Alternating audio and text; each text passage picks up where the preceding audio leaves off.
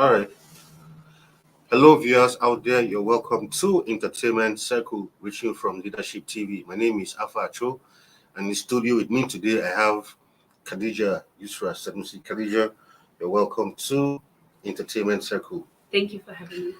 All right, Khadija, briefly tell us a bit about yourself, what you do, and all of that. All right, so I have a degree in journalism and creative writing and a master's degree in African studies. But I tend to focus more on the leadership. I taught leadership last year. I tend to focus on the journalism and the creative writing part. So I write articles, I try to write fiction, but I don't have the dedication. Okay. And I edit sometimes. Okay, and looks like you have a thing for doing movie reviews because you wrote, a piece about five, Hollywood movies that teach us about money. How important do you think are these lessons to our everyday lives as Nigerians, basically? Honestly, the thing is, you go to school, nobody really teaches you about money. So even when you're doing math and they're mentioning money, it's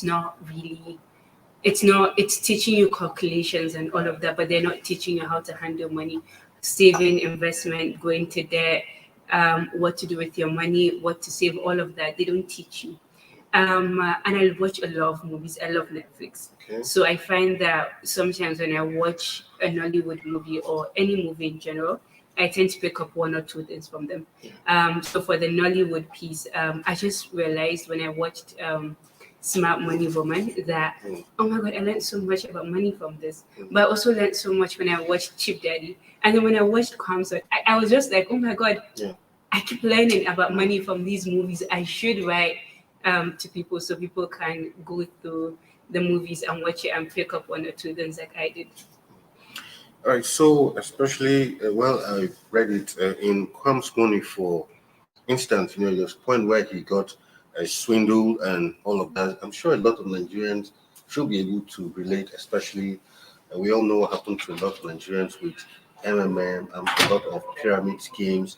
And what is that basic lesson you think Nigerians should learn from Kwam's Money, especially from the wrong investment decisions of Sweet Boy Q?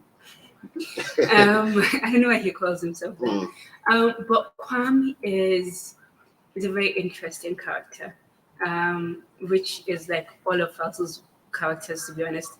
Um, but for this one, he was investing without understanding what he was invested in.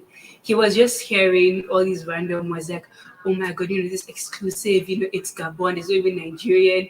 And he was so excited to just jump in on it without really understanding what he was investing in.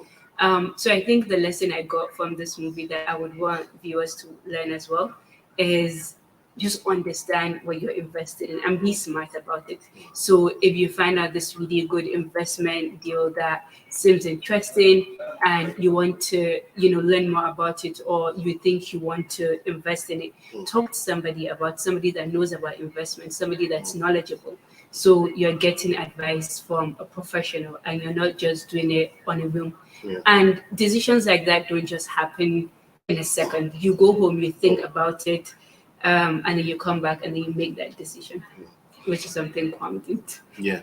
All right. Then for Chief Daddy, yeah, I quite don't understand the plot. Yeah, a lot of money was spent for the funeral and all of that, and after the burial, they all realized that, they couldn't, spend money the way they used to because the company had gone public and all of that. So, briefly, give us a few takes on what you feel that people should do in such situations.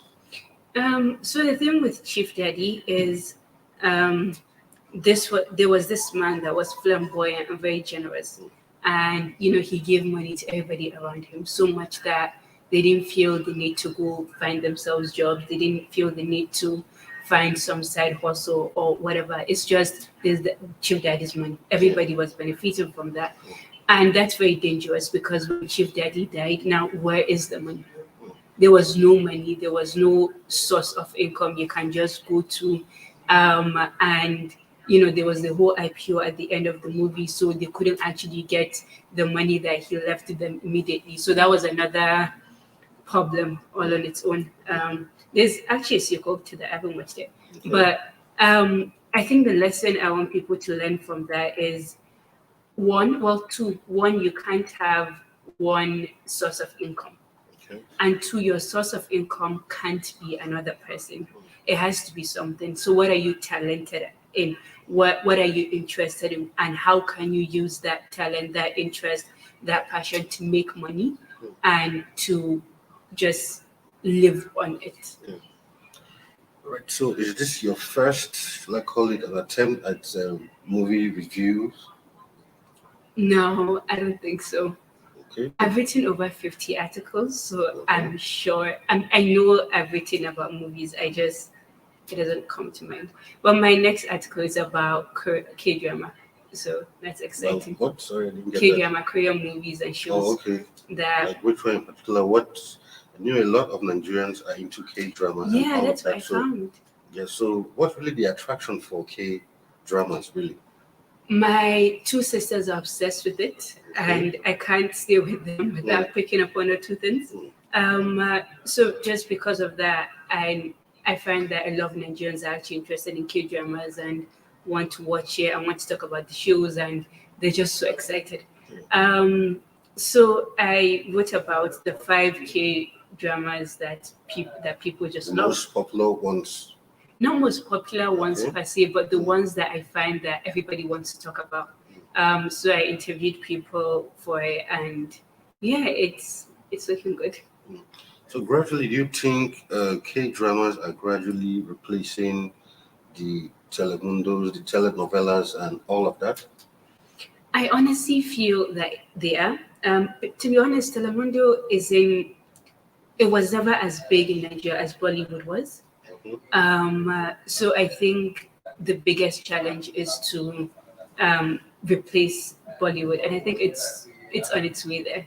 So maybe there's going to be another K drama, Nollywood, what's the word? Combo, like there was with the Masti Wahala.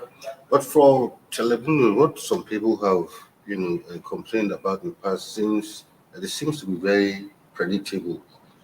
So, what a remarkable difference will you say K dramas have with Telemundos? Because for me, most times, for me, as long as I'm concerned, they're all the same.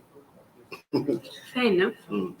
But Telemundo is Spanish, and it's not. I don't think it's as relatable as K dramas are. And with K dramas, I think so. What people were saying is, they love their culture and they want to learn their food, and everything is just it goes.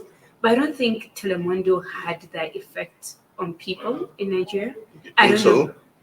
I haven't.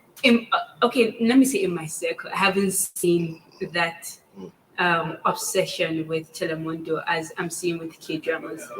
And I think maybe it has to do with the voiceover as well, because a lot of the shows they have voices over, and you don't really hear the actors. For Telemundos? Yeah. But they also do voiceovers for K dramas, or don't they?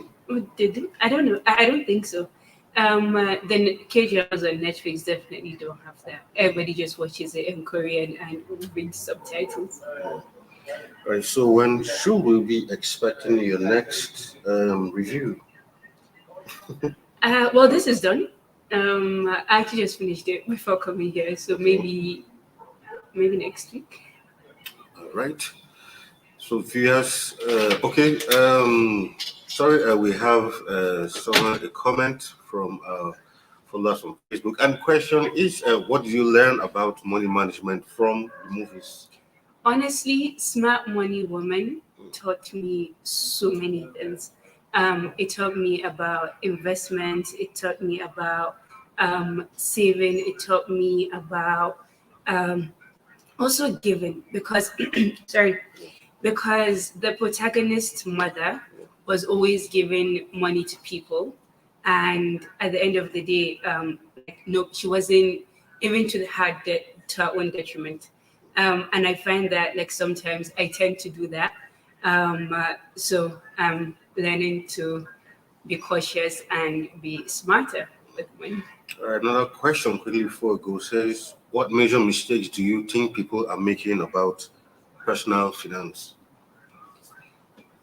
Living like there's no tomorrow.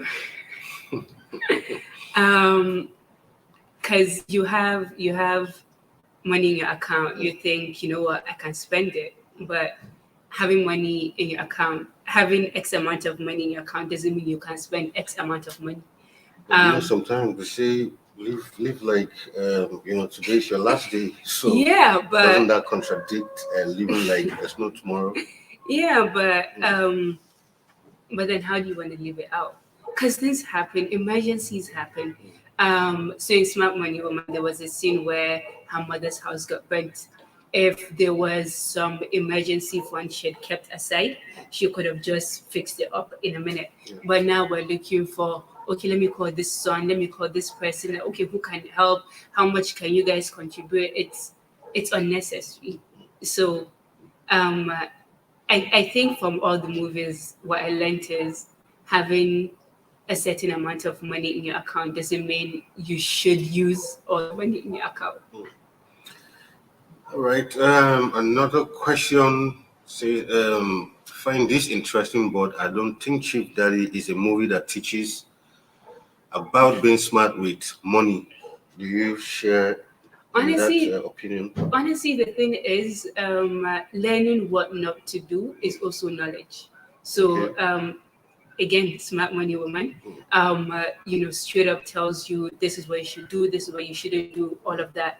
Chief Daddy is a comedy, and that's what I Yeah. said in the introduction as well. It's a comedy, but you pick up one or two things. You see how they're living, you see their lives, you see what the death of Chief Daddy did to them, their family, and the way that they had been living their lives over the years. And you decide what to take or what not to take. I decided to take, don't be like them. So for you, what lesson do you actually learn in Chief Daddy? For You you, shouldn't that's personally. personally, yeah, that you shouldn't. That's what I said earlier. Shouldn't rely on one source of income, and that source of income should not be a human being that can pass away at any point. I agree completely. All right, viewers, so that's where we draw the curtain on today's edition of Entertainment Circle. We've been talking to Khadija Yusra, right? Yes. I got it correctly. Right, so it'll be nice having you in studio with us today. Hope when you do your next review, you make our time once again to drop by the studio so we can have a little chat once again. Inshallah. Thank you so much for having me. All right, until we come your way next week with another edition of Entertainment Circle. Stay safe out there. My name is Affa Acho, and it's bye for now.